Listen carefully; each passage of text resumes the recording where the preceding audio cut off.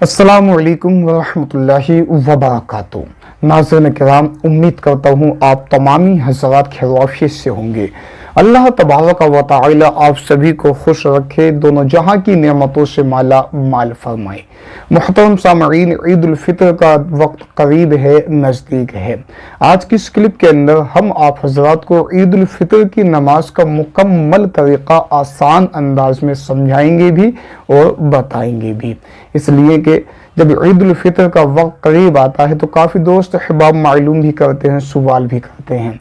और जिस दिन ईद उल फितर का दिन आता है तो उस दिन देखा जाता है लोग ईद की नमाज के लिए जाते हैं तो वो बगले झांकते हुए नजर आते हैं कि हमारे साइड में जो इंसान खड़ा है ये किस अंदाज में नमाज पढ़ेगा, हमें भी उसी तरीके से जो है वो नमाज अदा करनी है। अब चाहे साइड वाला बंदा गलत अंदाज में नमाज पढ़े तो लोगों को देखा जाता है कि लोग ईद उल फितर की नमाज पढ़ने जाते हैं और गलत तरीके से नमाज पढ़कर जो है वो आ जाते हैं। तो आज की इस क्लिप के अंदर हम बहुत ही आसान अंदाज में ईद उल फितर की नमाज का तरीका बताएंगे। आप हज़रात से गुजारिश है इस क्लिप को मुकम्मल बोझ करें, अपने दोस्त अहबाब तक भी शेयर करें, आगे तक भी पहुंचाएं ताकि उनके भी इल्म में इजाफा हो जाए और वो भी बेहतरीन तरीके से ईद उल फितर की नमाज अच्छे अंदाज में अच्छे तरीके से पढ़कर आ सकें। आइए नाज़रीन किराम, बात को शुरू करते हैं। सबसे पहले आप हज़रात को नियत बांधनी है।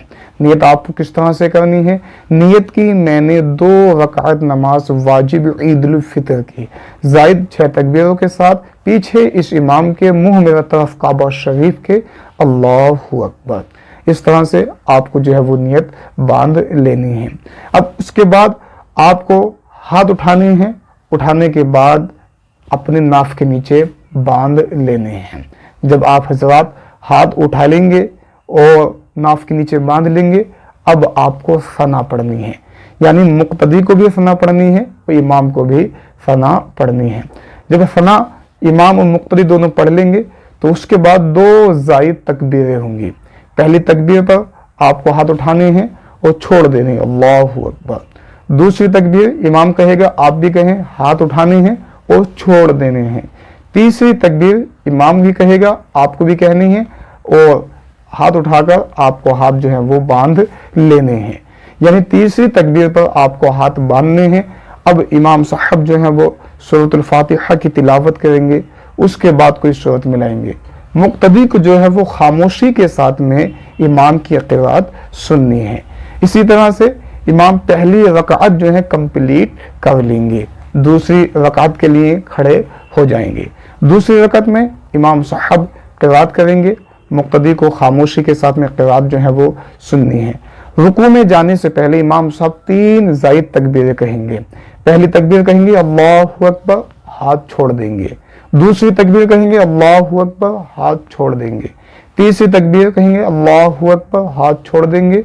और चौथी मरतबा अल्लाहु अकबर कहते हुए इमाम साहब जो हैं रुकू में चले जाएंगे।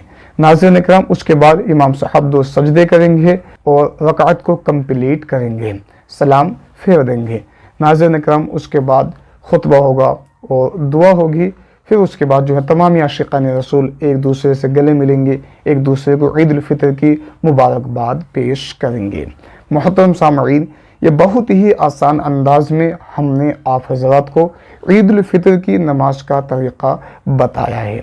आप हज़रात से गुजारिश है इस क्लिप को अपने दोस्त अहबाब तक भी पहुँचाएँ ताकि उनके भी इल्म में इजाफ़ा हो सके।